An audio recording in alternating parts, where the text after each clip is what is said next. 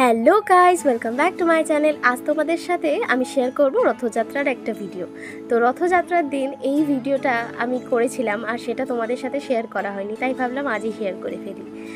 তো এখানে দেখতে পাবে তোমরা যে মানুষে এত ভিড় করে রথযাত্রাটাকে যে উদযাপন করে সেই জিনিসটা।